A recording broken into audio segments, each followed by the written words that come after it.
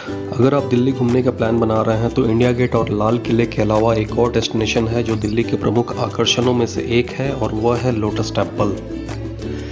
दिल्ली के नेहरू प्लेस में स्थित लोटस टेम्पल एक बहाई उपासना मंदिर है जहां ना ही कोई मूर्ति है और ना ही किसी प्रकार की पूजा पाठ की जाती है। लोग यहां आते हैं शांति और सुकून का अनुभव करने के लिए। कमल के समान बने इस मंदिर की आकृति के कारण इसे लोटस टेम्पल कहा जाता है। आपको बता दें कि लोटस टेम्पल को विश्व के 7 बहाई मंदिरों में से आखिरी मंदिर माना जाता है। यह मंदिर सभी धर्म के लोगों के लिए खुला हुआ है। यह मंदिर भारत की अनेकता एवं एकता के सिद्धांत को प्रदर्शित करता है।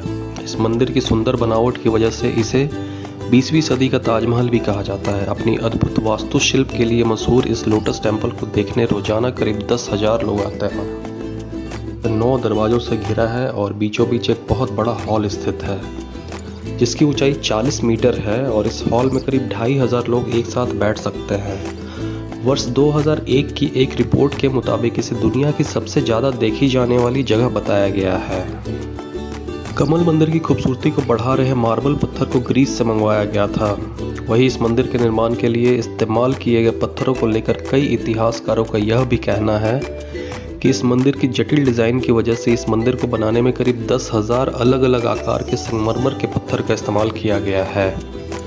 कमल मंदिर को करीब 700 इंजीनियर, कामगार, कलाकारों और टेक्नीशियनों ने मिलकर भव्य और आकर्षक रूप दिया है।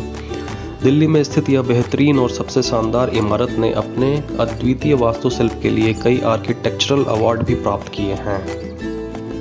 बहाई धर्म की आस्था से जुड़ा राजधानी दिल्ली के नेहरू प्लेस के पास स्थित लोटस टेम्पल का निर्माण बहाई धर्म के संस्थापक बहाउल्लाह ने करवाया था।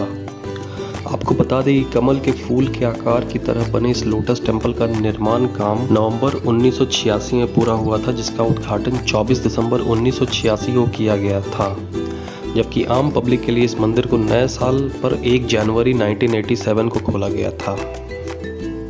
इस मंदिर में किसी भी देवता की कोई प्रतिमा मौजूद नहीं है और ना ही इधर आज तक किसी तरह की पूजा और अनुष्ठान किया गया है।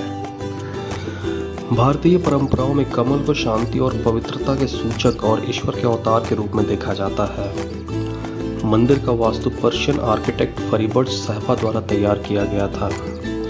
इसका निर्माण बहाउल्लाह ने करवाया था, जो कि बहाई धर्म के संस्थापक थे। इसलिए इस मंदिर को बहाई हाउस ऑफ वर्शिप मंदिर भी कहा जाता है। बावजूद इसके यह मंदिर किसी एक धर्म के दायरे में सिमट कर नहीं रह गया।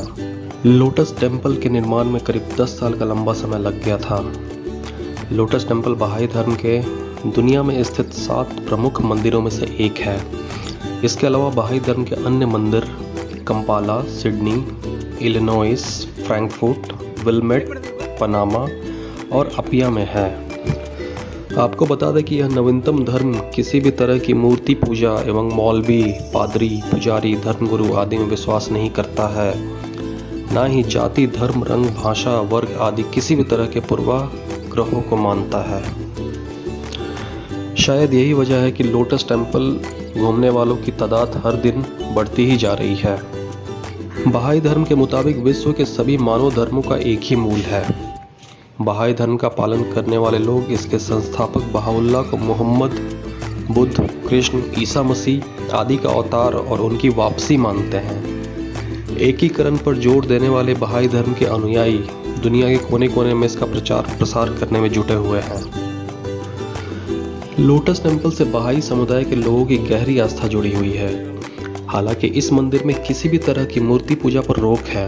यहाँ सभी धर्म के लोग मन की शांति और सुकून प्राप्त करने के लिए आते हैं।